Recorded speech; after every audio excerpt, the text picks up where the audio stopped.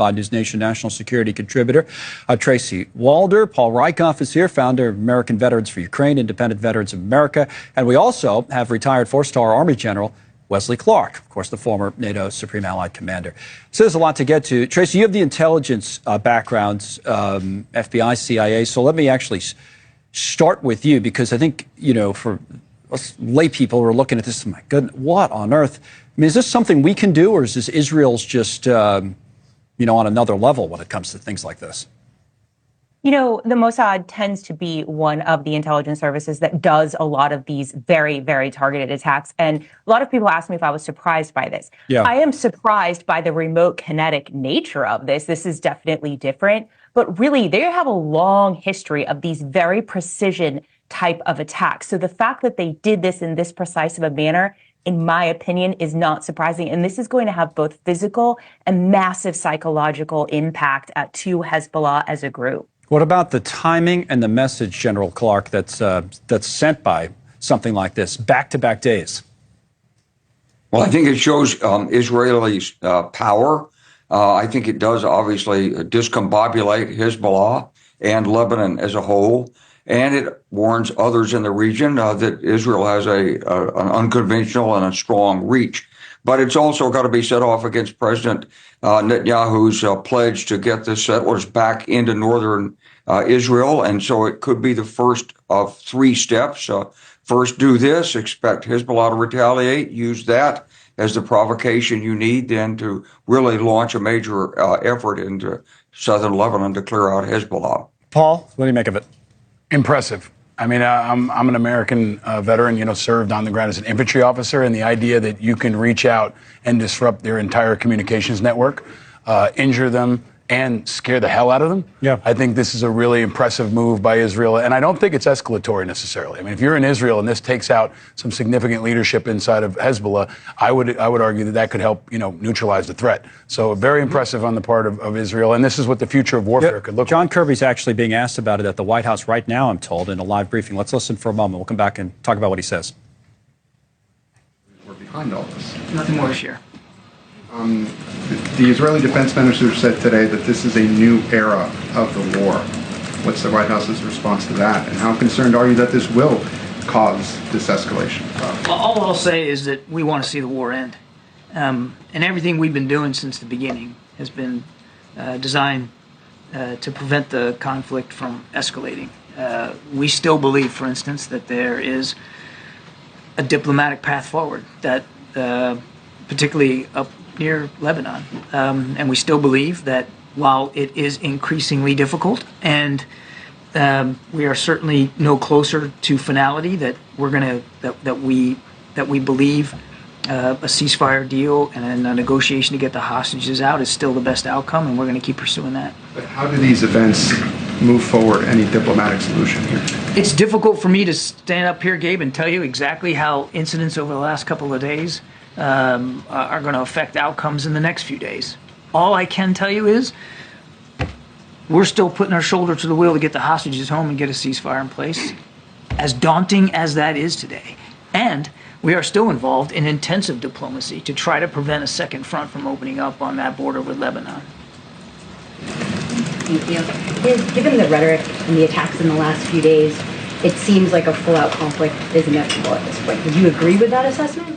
And is the U.S. government... So the thing, you know, it's interesting about that, General Clark, is that Kirby, right before he went to him, he said, first of all, just so everybody knows, the U.S. is not involved yesterday or today. That's what he had just said right before we went to him. But then he was talking about escalation. Let's pick up there. Paul had mentioned it. Your thoughts on whether this leads to escalation, General Clark? Well, I think Hezbollah says they want to respond, but I'm sure most of their top leadership had those pagers that went off. So some of them have been discombobulated. I mean, if it was at your waist, you're probably in the hospital or something. And so it may really slow down and maybe even maybe prevent a Hezbollah response. Nope. But I think it is inherently escalatory. Look, you just can't resolve these problems with force that easily. Israel tried to go in and get Hezbollah in 2006. They failed. And so the problem now is Iran's about to test a nuclear weapon, it looks like. So I know there's a real sense of urgency on the part of the Israelis.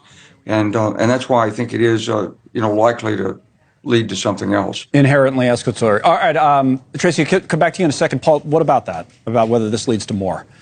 Look, I mean, if we were in Israel's shoes and we were told that we could take out thousands of leaders in the enemy in one fell swoop, we'd take that shot. I mean, I think you have to look at it in tactical terms, and with the imminent threat on the border, Israel is going to take the shots that they think they have, and such a precise strike to target leadership in this kind of effective way is unprecedented as far as I'm concerned, and I can't blame them.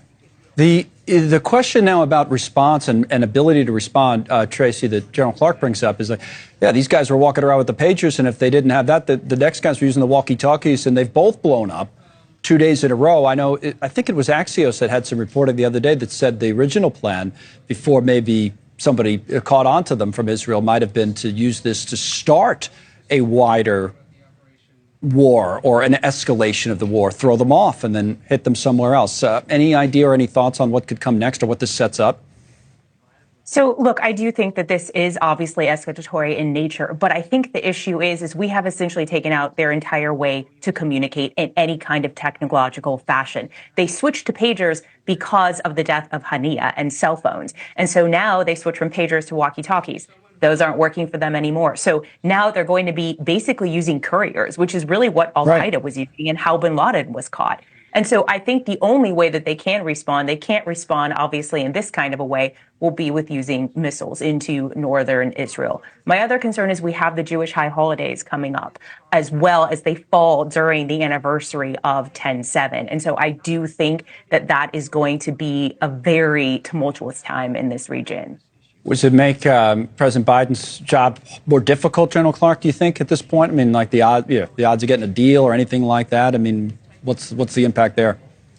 It obviously makes it more difficult. But look, Hamas doesn't want a deal, and really Israel doesn't want a deal. At least Bibi doesn't. Bibi wants some way to go after Hezbollah, right? And maybe Iran. And Hamas knows that if it can't bring Iran into the war, it doesn't ultimately stand much of a chance in Gaza.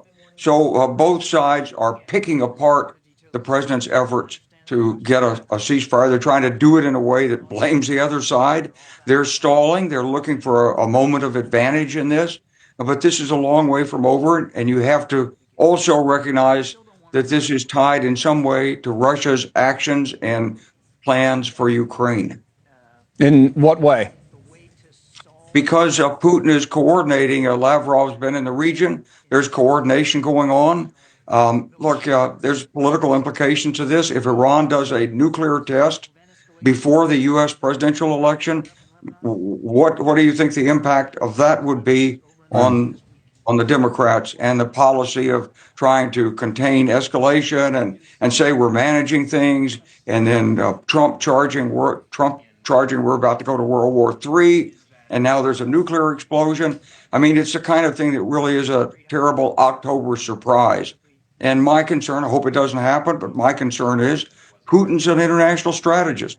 He is the most experienced statesman and intelligence operative in the world today.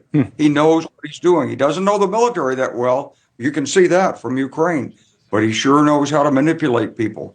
That's very interesting. Tracy, last word on that, especially on the Putin part as an intelligence operative, and what the bigger plan or concern might be here?